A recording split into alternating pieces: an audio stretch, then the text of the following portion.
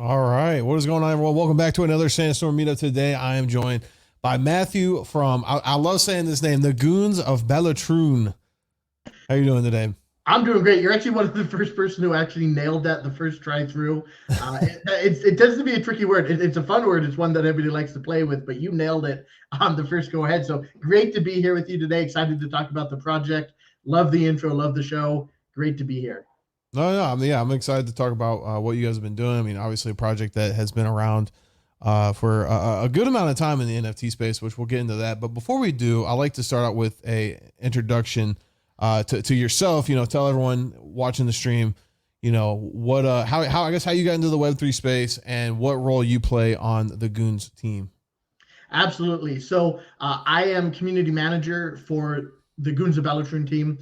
I help a lot with the communication strategy, as well as all of our, social media, interacting, interfacing with the community.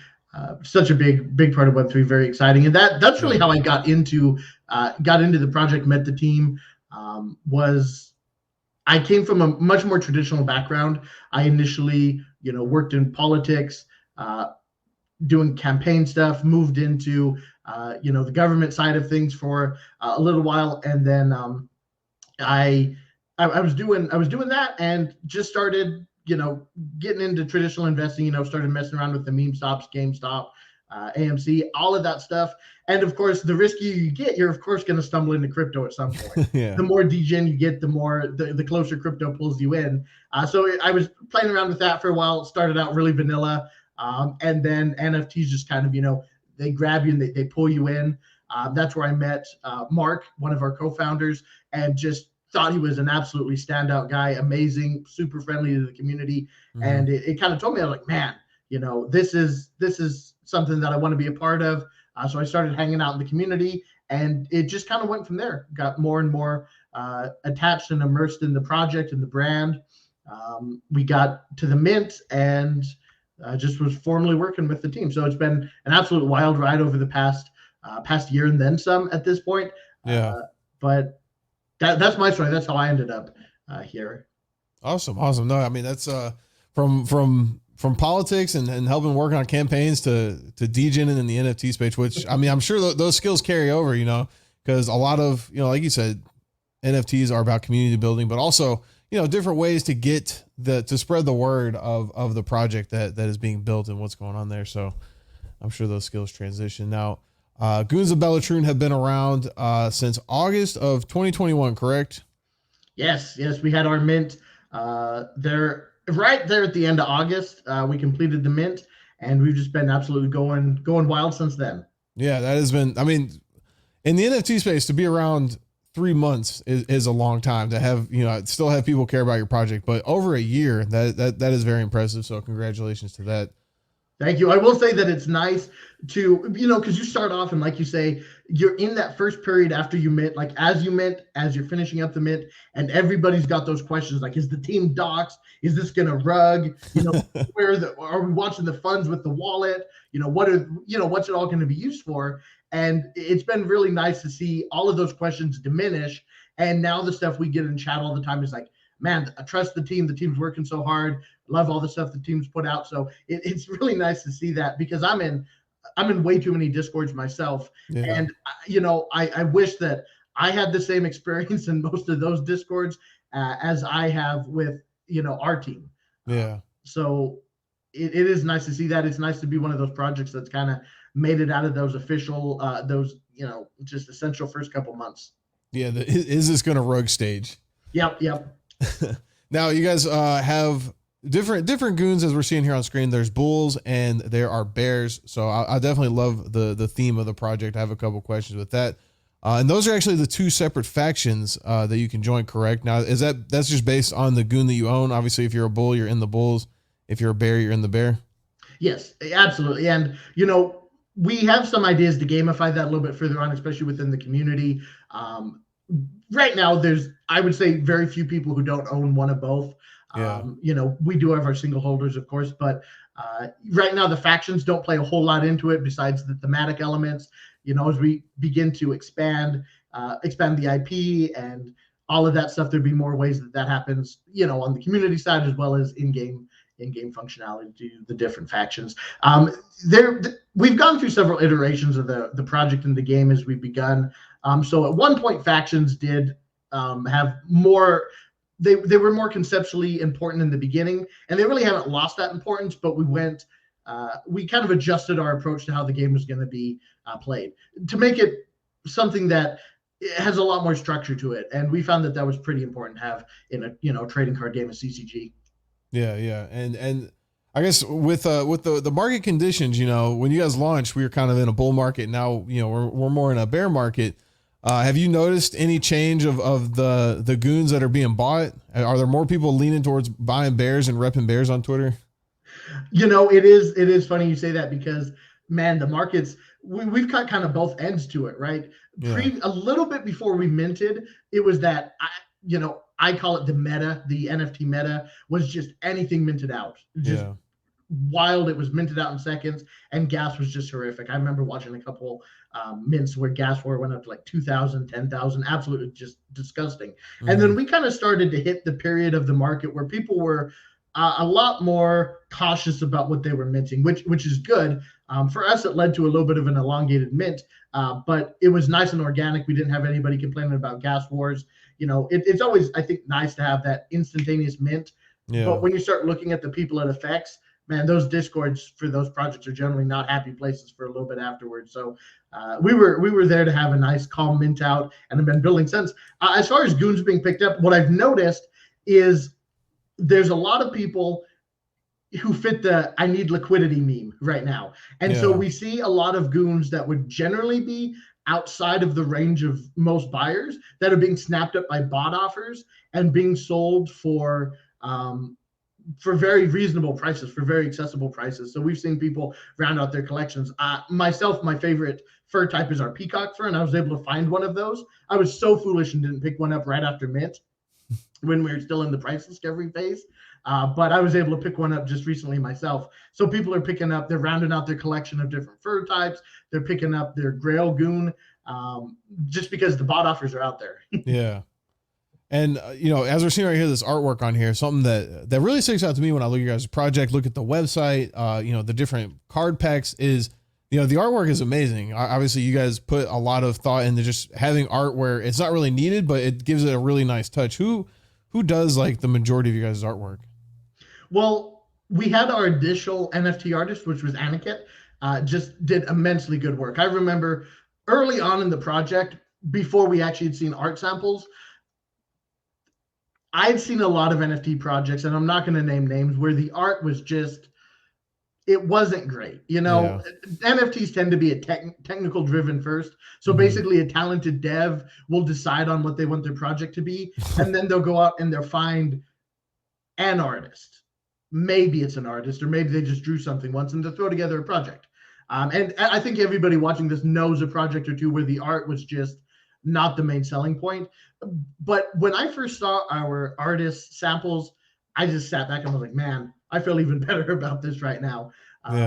We got our first, we had a couple curated goons that were put together and jar mints. It was absolutely an amazing one. We had the blue polka dot fur. I want to say he had like the blue bandana. I was like, man, I've got to get that one.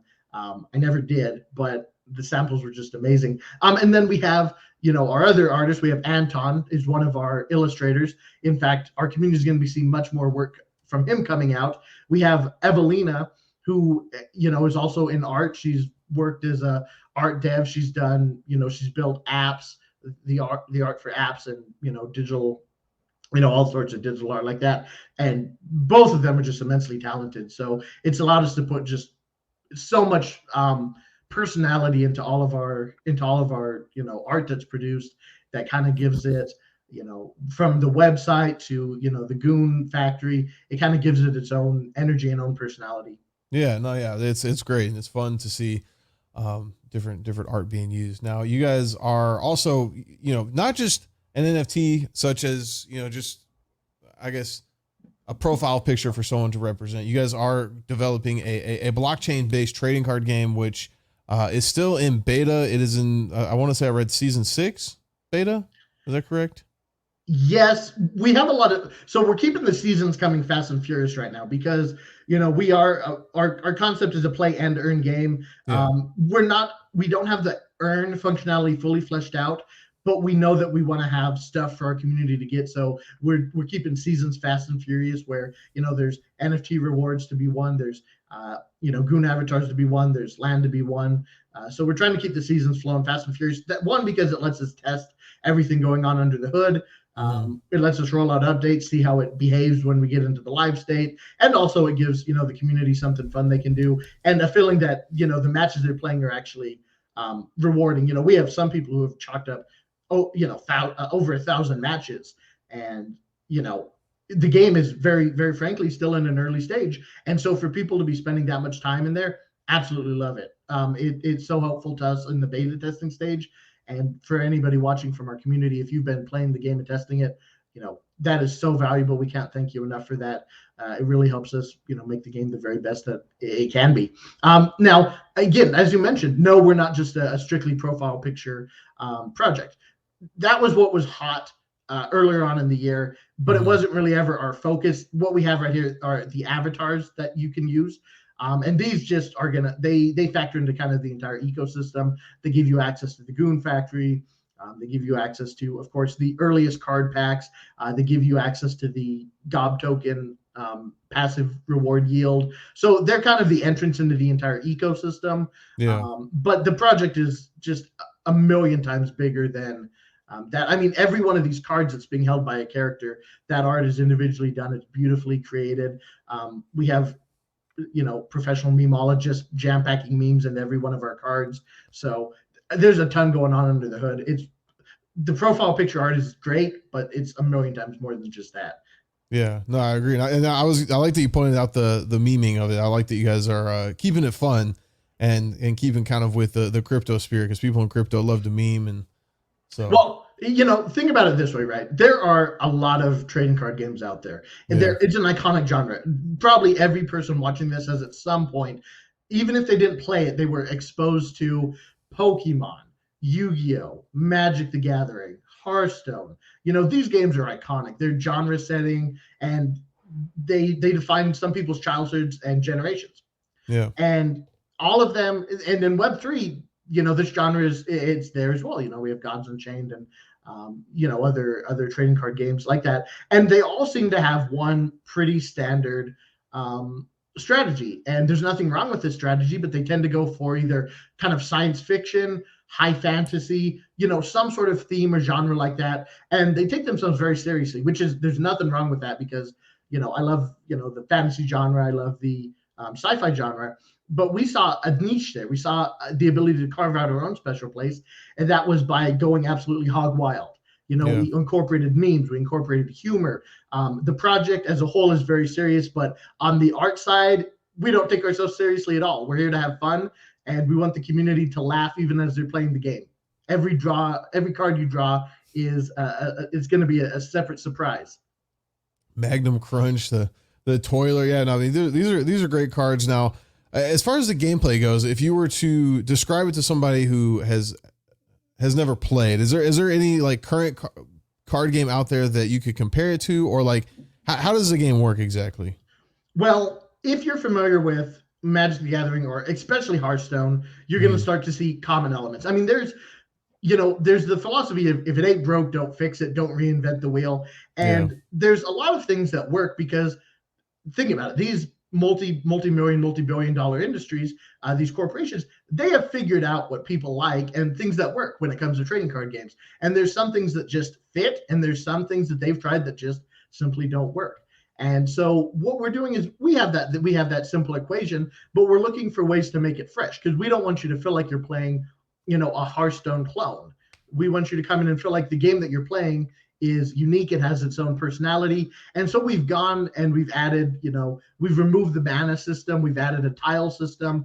We've got different elemental affinities that allow, the cards to, assume different abilities, or to have stat increases that kind of give them advantage over other cards. So by removing the mana system, we've allowed the game to play more fast paced, but we've also constrained it by tiles. So the games kind of start off slow, where you have to be mindful, where you have more resources than you have board space.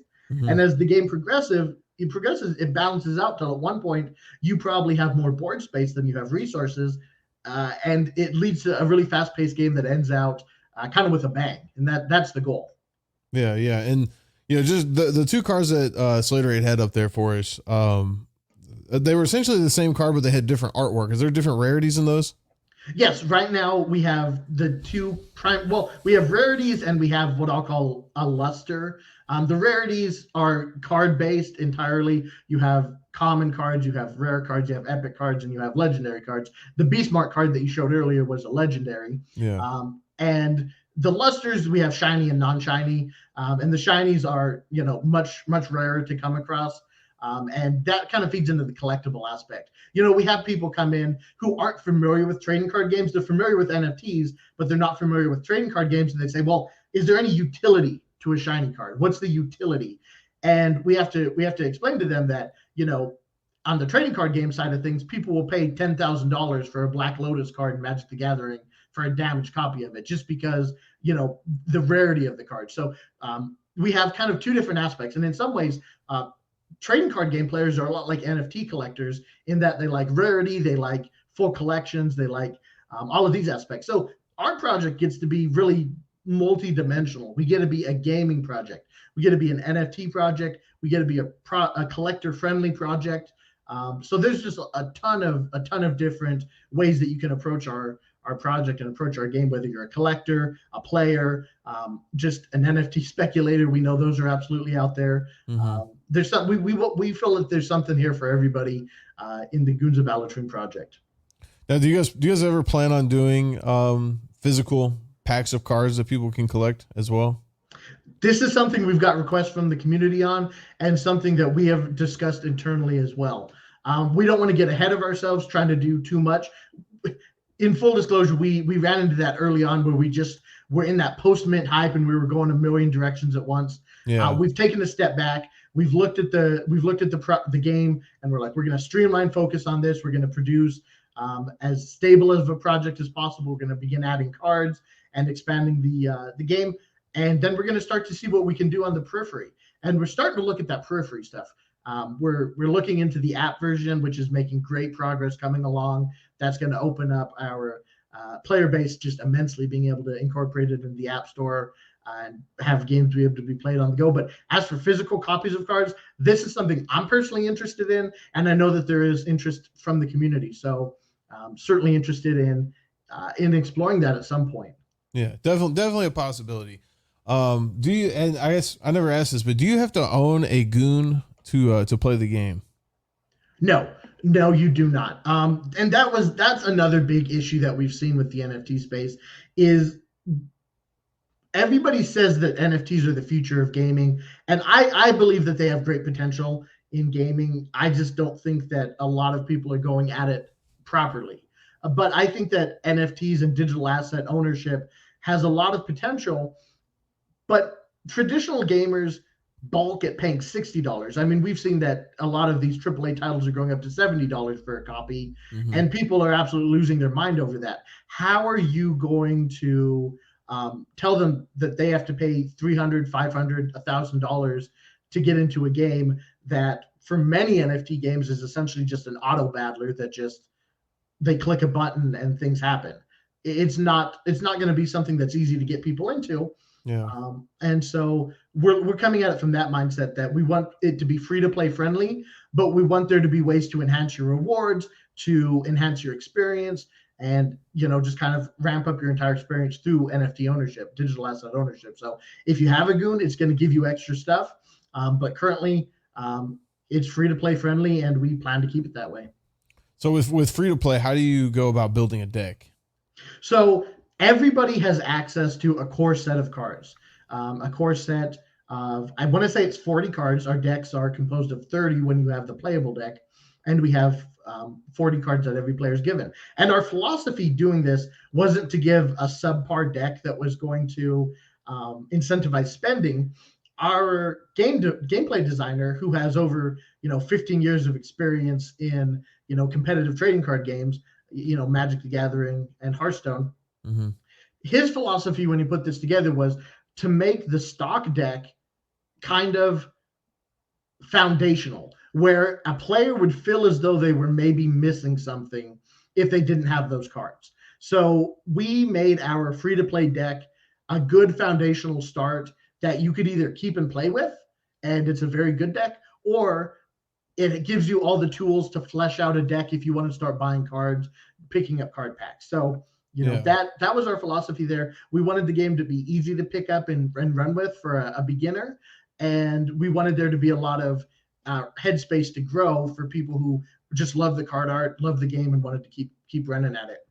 Yeah. So it's almost kind of like traditional card games. I remember back when I was little and getting into Yu-Gi-Oh, you could either buy the Yugi deck or the Kaiba deck. And then like, even like Pokemon, they have starter decks where people can, it's just the basic cards. And yeah, once you want to flesh out your deck, you have to go buy packs and get those cards for the deck. So it's awesome you guys do that. And being a play and earn game, is there any way that people playing for free are able to earn? Well, as I mentioned, right now we're in our early seasons, so we don't have all of our play to earn modules fully implemented. Okay. And that's for a number of reasons. Primarily, we're always worried. I mean, even the top tier games get botted, right? We know you've seen the pictures of Axie Infinity with 70 people all playing off of 30 phones each. Yeah. And it's just getting absolutely botted. So we have to be conscientious of that. The GOB token is not a limitless supply token, like a lot of the reward tokens are. So we have to, plan and balance this very carefully.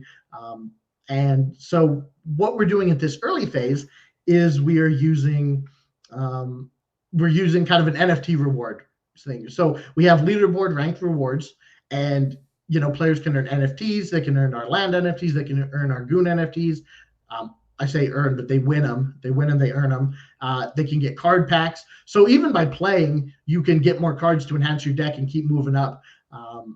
And because, it's a traditional card pack opening, when you rip that card pack open, who knows what's in there? You could get something that the rarest card in the game, or you could get just a common card. So there's always that excitement. I remember opening up booster packs as a kid as well, and just you never knew what you were going to get in there. Yeah. So, I mean, technically, you could play for free and, like you said, get a card pack and either, like you said, get cards to flesh out your deck, or you could open up the rarest card. You might not need it for your deck, but you could sell it to then buy more card packs. Correct? Absolutely. And that, that's something that, and we might jump into this later, but I'm just going to brush on it right now, is there is so much control that these major corporations exert over their trading card games, because it's a very pure form, right? When you're playing it physically, you trade with your friends, you swap cards, you go into the card shop and you buy the card that you've been missing, or you sell a card that you pulled out that was, rare, and you didn't need it for your deck, but you knew that you could get, $20, $30, $100 for it. But it's when you move into the digital space with these games that there starts to be so much loss of ability to do what you want to do. Yeah. For example, Yu-Gi-Oh! Master Duel. You get these card packs, you buy them with gems, right? Which, if you want to be really honest with it, their gems are essentially a cryptocurrency that doesn't have a blockchain. You spend your fiat money and you buy gems and you open card packs with it. And then you don't actually really own them. The game developer company owns them, and as long as they want to support the game, you've got access to view your cards and use them. But the second they take those game servers down, done. What you can do with blockchain is just amazing. You can stop support.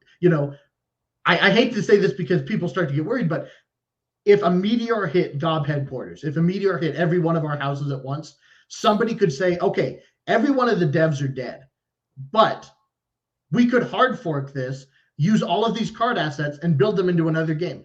A crypto game is never, you never have to shut it down. As long as those cards out there, they can be traded, they can be swapped, they can be bought, they can be sold, and somebody could even make their own version of our game if they wanted to, using those NFTs. That's the magic of crypto. It takes power away from the corporations and the businesses, and it puts it in the hands of the players. And I'm not anti-corporate. I'm not here to just spew that, but it's so cool as a gamer myself to have all of that power kind of given back to me as a player and kind of re-centralized in my hands. I just think it's cool. Yeah, no, I agree. I mean, we've even seen it with projects that have rugged. I mean, we talked about rugging at the beginning of the show, and projects that have completely rugged, and the community takes the project over and continues on with it, and it's a thriving community. So yeah, it's definitely cool what people can do with blockchain technology. I'm excited to see, because I do think these big corporations are going to get into it. They're looking right now. They're looking. Yeah, I think a couple of them just got to take the step and show that people will accept it and it'll work, and then you'll see everyone else jumping on it. Yeah, and that's the big issue right now, is the stigma that kind of goes with it. And we as a studio are trying to take steps to mitigate that as well. We see what Reddit did as a great blueprint. When they sold their NFT avatars, they still got a lot of pushback. And for anybody who's been on Reddit for more than 5 minutes, they know that no Redditor's ever happy about essentially anything. They'll find something they don't like. And so, but Reddit, they took a good approach with their avatars. They didn't say NFTs. They mentioned your avatar, your digital avatar, they just used words that people understand. And so we're looking to incorporate that. Of course, our NFT community and our Web3 community are going to understand that these are NFTs. These are digitally tradable assets. They own them. But for our Web2 people that we're absolutely catering towards as well, these are digital assets. They're in-game items. We're building our website to be able to, you can build your account using an email address. Mm-hmm. We want our final curated experience to essentially be a lot like a centralized exchange, right? Where, for anybody unfamiliar with how it works, if you go to, I know there's a lot of controversy with it right now, but if you go to Binance, right? You go to Binance, you buy some crypto. If you don't withdraw it, they hold it in a wallet for you. It's in a custodial wallet for you. And then when you're ready to withdraw it, they take your funds, they pull it off, and they give it to you. They send it to a wallet you're comfortable with. And that is our kind of mid to long-term philosophy, where let's say that you are a Web2 gamer who has never seen Web3 before in their life. You don't know what a wallet address is. What the hell is an NFT? If you know of an NFT, you might not like them. So what we want you to do is come in, you're going to build an account using your email address. You're going to start winning. You're going to start winning card packs. You're going to start getting all of these items for playing, but they're going to be held in a wallet for you by the Goons of Balatroon project. And then someday, maybe you have an epiphany as a player, as a Web2 player. You say, wait a second, I've been collecting all these cards. Somebody just mentioned in chat that they sold one for $100. Like, how is that possible? How do you sell these cards? You can't do that in other games. And then somebody says, oh, well, they're all, NFTs, they're crypto. You can sell this stuff. And the person has this what sort of moment. And they say, okay, well, how do I get these cards? And we say, well, here's what you're going to do. We have the steps. This is how you create a MetaMask. This is how you link it to Immutable X. This is how you withdraw. This is how you transfer your stuff. That's the experience we want. We want people to experience the game as they choose to, whether they're Web2 standard gamers, or if they're Web3 natives who know exactly what they're doing. We want you to feel at home in our project and we don't want you to feel pressured to get into crypto if that's not what you're here for, but we want it to be an option for anybody who's got that desire to, take control of their own game assets, to actually own what they've earned. Yeah. And it makes it easier for sure for people to play the game. I mean, Axie Infinity, for example, to play that game, I don't know about now, but when I tried playing it about a year ago, it was way too expensive to even build a team to play. But if I were telling one of my friends, like, yo, you should build an Axie team, you got to download this, you got to get on here and send money to here and then do that, they'd be like, I ain't playing that game, dude. I don't know what you're trying to get me to do. But, like with this, you create an account, you play, and then, if you want to participate in the blockchain side, I love that, a lot more games are starting to move to that model. The GOB token we mentioned is your guys' utility token for the game. We said before the show we weren't going to really dive too deep into the tokenomics, so we will avoid that. But just some general stuff, I guess. What are some things that the GOB token can be used for? Well, right now it is kind of the earliest phase of our rewards layer as it's being implemented. So right now you can get the GOB token as a passive yield from the NFTs that you own. So if you're holding our Goon avatars, you're getting a passive yield of those just coming into you. And we, of course, conducted our private sale rounds and all of that, so people were able to get their hands on the token in other ways. But the primary way you're going to do it is through your goons and your bodies. Your bodies kind of act as a staking enhancer, which they give you some tokens themselves, and then they give you a little bit of bonus yield on top if you're holding one with one of our Goon avatars. Mm-hmm. And so you can take those tokens, and right after launch, we had some staking that we had, so users were able to lock up and stake. So we have that ongoing, but we conducted our land mint utilizing the GOB token, using both on-chain and off-chain GOB. Actually, I want to walk back on that. I think we only allowed for one type. I think it was for on-chain GOB, but don't quote me on that. Don't quote me on that. It's been a lot going on since we've conducted that mint. You can use it to get card packs as well. You can buy card packs in the Goon store. And as we go further, the GOB token is going to be essentially the central linchpin to the entire GOB economic ecosystem. So it's going to flow into, cosmetics that we're planning to have. It's going to flow into, think about all sorts of cool ways to deck out your game using emotes, taunts, the different, card backs where you can kind of customize, flesh out your game, different ways, like different board themes, different music themes. There's a whole lot of different in-game rewards and cosmetic options that we're looking to implement. And the GOB token is going to factor into all of that. And as we continue, like I said, right now the focus is 100% on the card game, but we did have the land mint.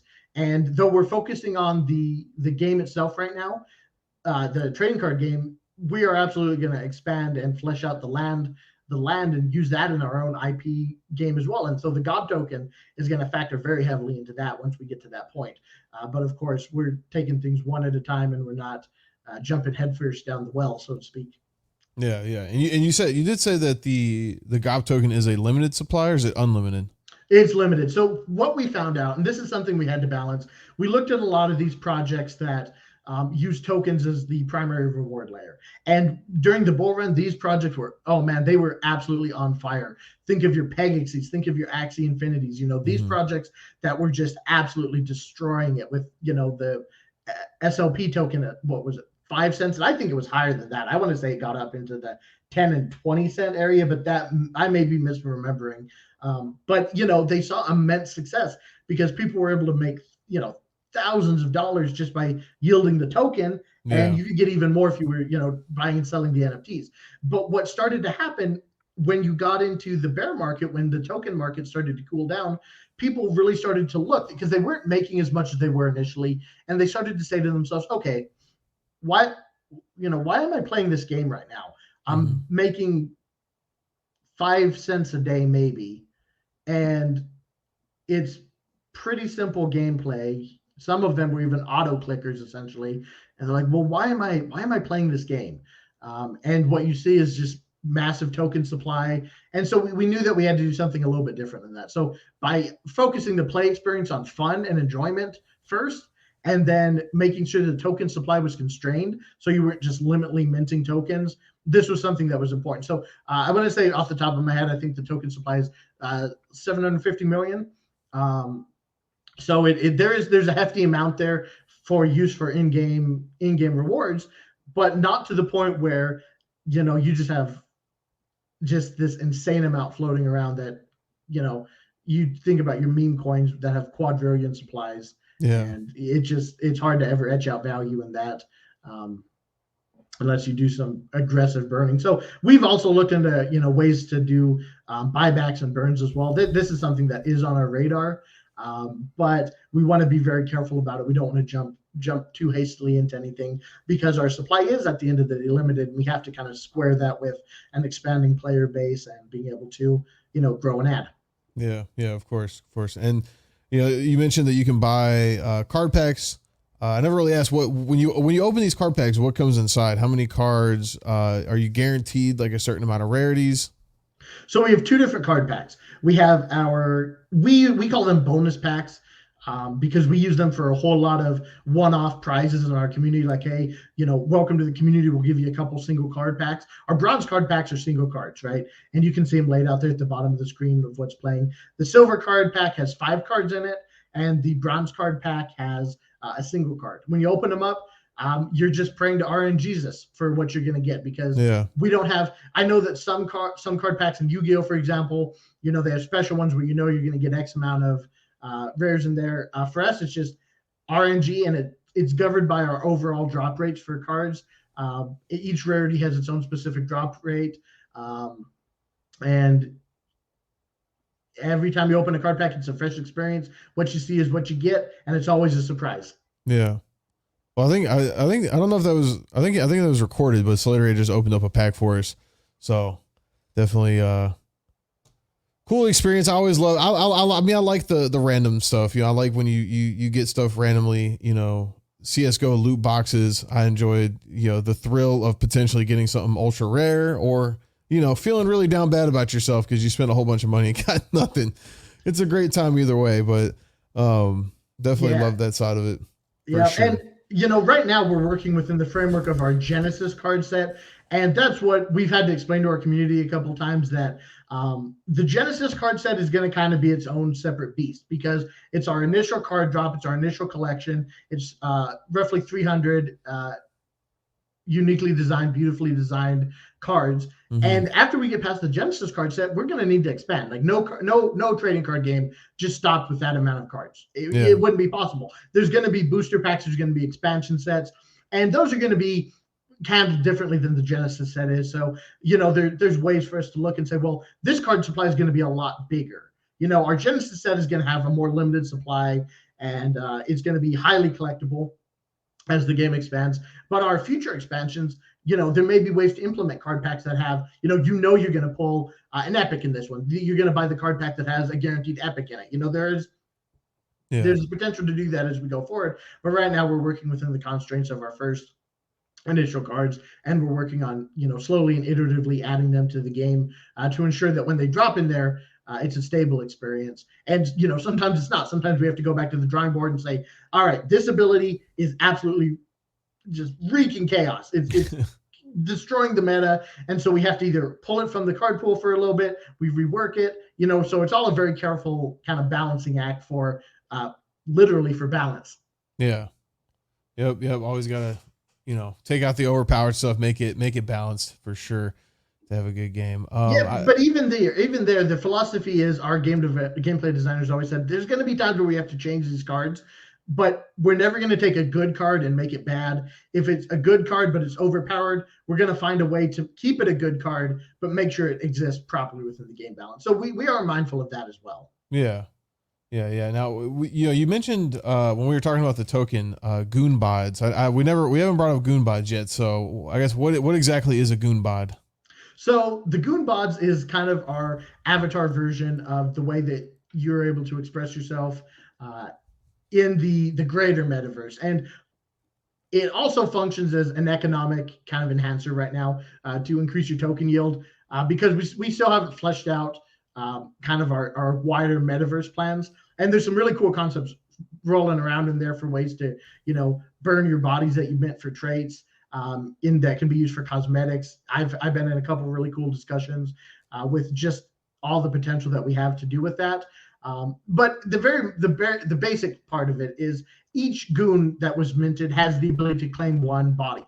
And you go to our goon factory and you click mint body, and you can see right here, I think it's playing live. He's able to select his goon, and he's able to go through, and as you can see, the face and the top is customized already because you mint that, but you're able to go through a series of traits that are both, you know, mixed between premium and free traits. Mm-hmm. So you could pick some much rarer traits if you wanted to spend a little bit ETH, and all of those funds kind of go back into the project to help make it a better project.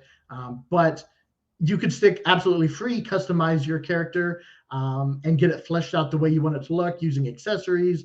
You can see weapons, belts, and some of them are serious, some of them are humorous.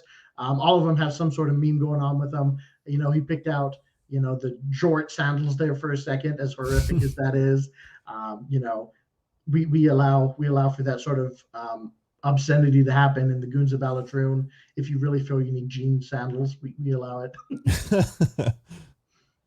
And go ahead. Sorry. No, I was just gonna say, yeah, this is. I mean, I love that you guys are doing this, and this is gonna be what you said, kind of your avatar in the world of Balatroon. Yes. Well, right now we're looking at ways to take our game board and incorporate the bodies a little bit more. If you think about, I know you're a little bit familiar with Yu-Gi-Oh! So if you've ever watched the show, you know, they stand up there, they stand up on those big pedestals and they're playing their cards and they appear on the field. We're almost envisioning something like that where you can actually see your goon body standing there in the arena playing their cards. And so that lets us do a lot of other cool cosmetic things going into the future, and incorporate that as a rewards layer.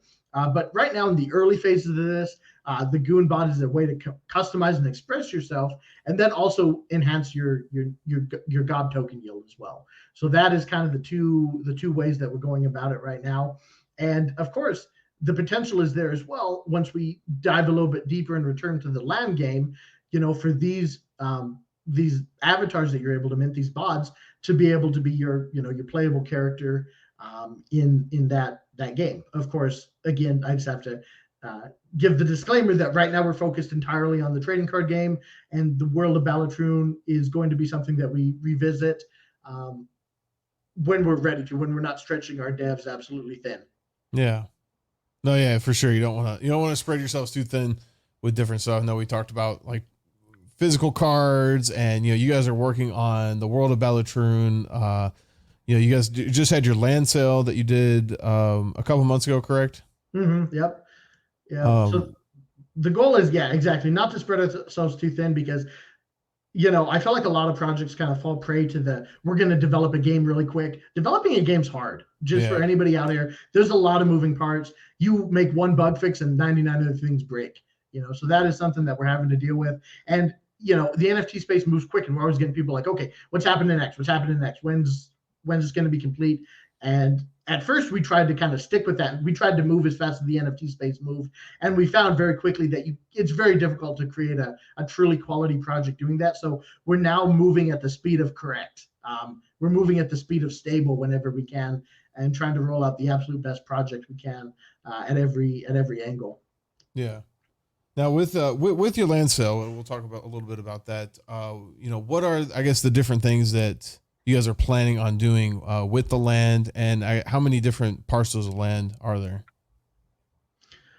Okay, now I have to think off the top of my head again, because I want to say that there is essentially a parcel for every one of the goons out there. So I want to say there's 96 out there. Yeah.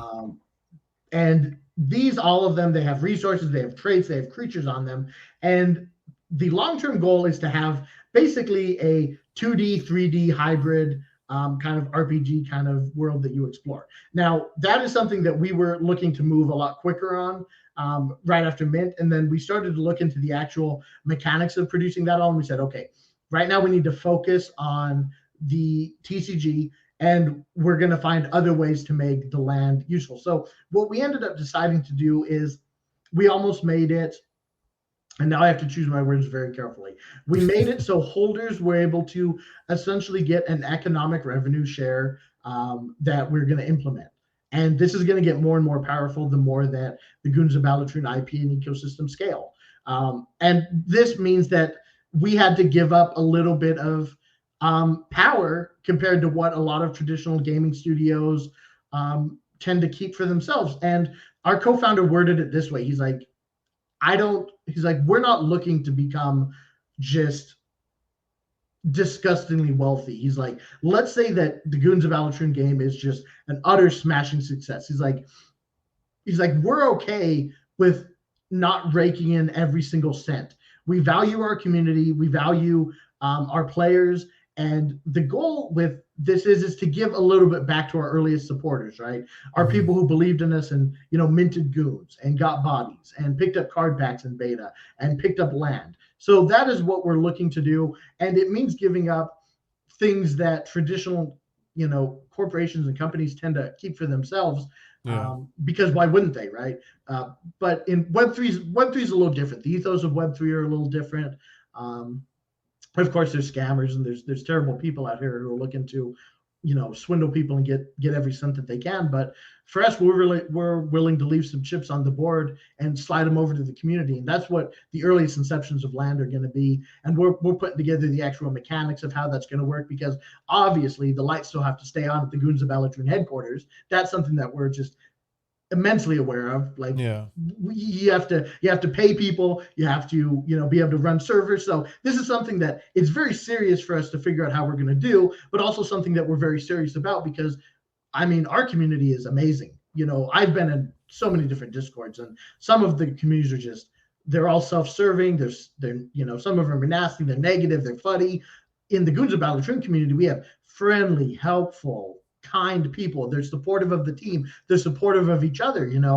We've got an absolutely amazing community, and as much as they give to us, we're looking to give back to them in the mid and long term as well. This is something that we're all building together, and I don't think anybody sets out to build a play and earn game if they don't want their community to benefit at some level. And we're just looking at just how much we can let our community benefit is kind of our philosophy. And it's so unique to me, as I've gamed all my life, and you never see this from just a traditional gaming studio, which it's not surprising. It makes sense, but it's just so cool to see it move the opposite direction. Yeah. That's something I love about the Web3 space. Being someone who comes from Call of Duty and dealing with Activision and just them trying to just squeeze every last dime out of my pocket. Yep. Yeah, I definitely love that about the Web3 space. I agree with you. Now, does the land, does that also coincide with, I was reading about the 3D Balatroon Gooniverse? Is that kind of mixed in together? It's gonna try to fit in. It's gonna be one of those things that will they'll grow together. Right now, we have a lot of foundational pieces put in place, and that's what we spent the past year releasing, is a lot of our foundational pieces of the puzzle. And to that end, I'm going to brag a little bit on the team, because again, I'm going to keep coming back to this. I am deeply entrenched in the NFT community. I've been in NFTs since before I got involved with the Goons of Balatroon program, and I've watched so many different strategies play out. I've watched, of course, the Yuga strategy, which has been a smashing success, and I've watched a million other brands all try different things. GoblinTown.xyz, they did something completely innovative and new. They were making goblin sounds in Twitter Spaces, and people were like buying that. People were lapping it up like dogs, because that's where we were in the NFT space. This is what the mindset was right then. And so there's a lot of different ways to do this. And so I know a thing or two, because I've seen a thing or two, right? Yeah. And just the amount that the Goons of Balatroon has been able to deliver to the community in actual technical updates. We've released our pack opener, our card packs. We have our actual card art is out. We have our Gob token is out. We have the deck editor. All of these things are technical releases that we were able to push out to the community, and it's all important. And some of it's not super flashy. It's hard to present to your community like, hey guys, the pack opener is out. That was exciting for the community because they could go open their packs. But if you just think about it, at the end of the day, there's nothing super flashy about releasing a piece of technology. Yeah. And so a lot of what we've been doing this past year is super foundational, super essential to building a strong base. And so the Goon bodies are one of those things. They were cool to customize, but they also let our users get kind of that token yield. But as we begin progressing further, we want the Goon bodies to become closer to the Goon land. We want the Goon bodies to become closer to the game. We want them to be able to see their body represented in the game. We want them to be able to burn their traits to get them as a separate NFT, so they can start applying them to their mannequin. Maybe they're able to customize, mix and match. Maybe this is alpha. Maybe they're able to earn cosmetics in the future that they can apply to their bodies. There's a whole lot of different ways that we can go. And it's very exciting because, think about it, right? You say you're familiar with, COD and Modern Warfare. I played those a decent amount, but I didn't play them a lot. I play a lot of Apex myself. And so I'm really familiar with, I play Smite, I play Apex. So I'm super familiar with all the skins and cosmetics. And I love them. I absolutely suck down Smite cosmetics whenever I can get them. Of course, I'm looking for my first Apex heirloom as always. And when you get a skin in one of those games, you paid money for it, and it just kind of exists as it is. You can equip it, and generally they look good. But Web3 has this super awesome potential where, if you think about it, skins could be mixed and matched. Every aspect of a skin, like maybe you have a helmet you like, and a body part that you like from another skin, or maybe you have a weapon that you get that you really like. You can start mixing and matching and customizing these if each and every part of it is a separate NFT asset.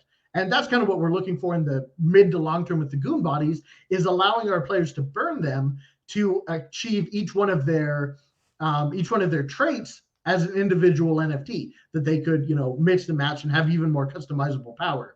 And this, again, can stretch into the rewards layer as well, where, maybe you're a top finisher in the season, you get this super cool cosmetic skin, and maybe you think one part of it's really cool, but there's another skin that you have that you want to mix and match the parts. So there's just immense potential that we can do with the bods and the game and just the way everything can kind of commingle. So much potential. And that's really, at the end of the day, that's what Web3 is you're really only limited by your imagination and technical capacity to develop. There's so much out there.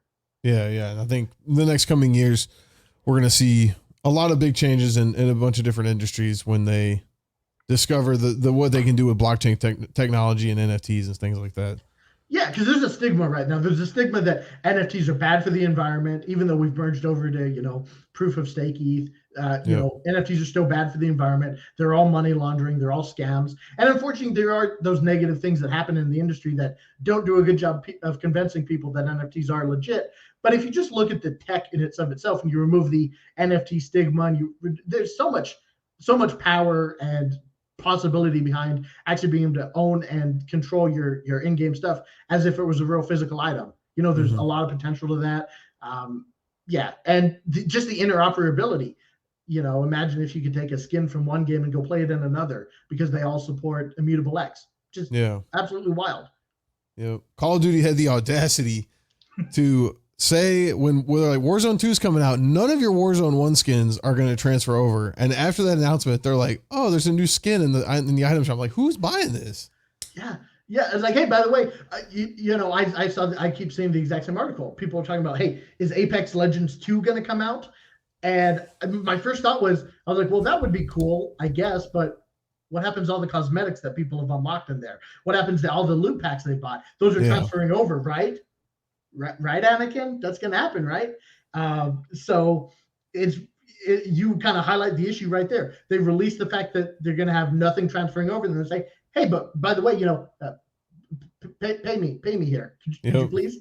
It's just absolutely wild that, and we saw the same thing with, my mind's going blank right now, but it's one of those team battler games, Overwatch. How could I have forgotten? Overwatch came out, and I don't think their cosmetics transferred. And they moved they changed their cosmetics model, and a lot of people aren't happy about that. I mean, people in gamers love to control how their character looks.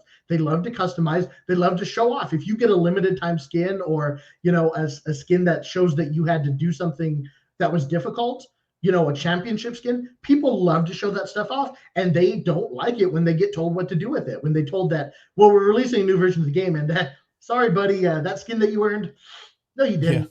Yeah. So it's deleted. Exactly. And blockchain can fix this, but it's going to have to be something that, the big studios, they're going to have to ease their way into it. Us smaller studios, we can just kind of, smash our face against it again and again and just dive headfirst in. And in the next coming years, as you say, we're going to see a lot change. We're going to see a lot move in that direction, I think. But it's going to be gradual steps for some and big leaps for others. Yep. Well, we are coming up on the top of the hour. Is there anything you felt like we didn't cover that you want to talk about? It's been great hanging out with you, talking with you. I think we've covered a lot of really great stuff, both about the project, but also about kind of the NFT space as a whole. Yeah. I would say that right now, we are in early access closed beta. That means that our Goon holders have access to the game just kind of inherently, but we are always happy to add new players. A game is only fun if it's played by others. So we're 100% ready to welcome anybody. If you're watching the stream and you want to jump in, head to our Discord, head to our Twitter, Goons of Balatroon, head to our Discord and submit a ticket, or just say in chat, how do I get access to beta? We'll get you whitelisted. As I say, we have our seasons where you can, start playing and earning rewards. So jump in, help us be a beta tester. You're going to run into the bug or glitch or two here and there. We're working on actively improving the experience and adding to the content, but the game is active and it's live, and we're ready to welcome anybody who wants to come and hang out with us. We think we're building something pretty special. And again, I appreciate you taking the time to hang out with us and let us kind of show off what we're doing.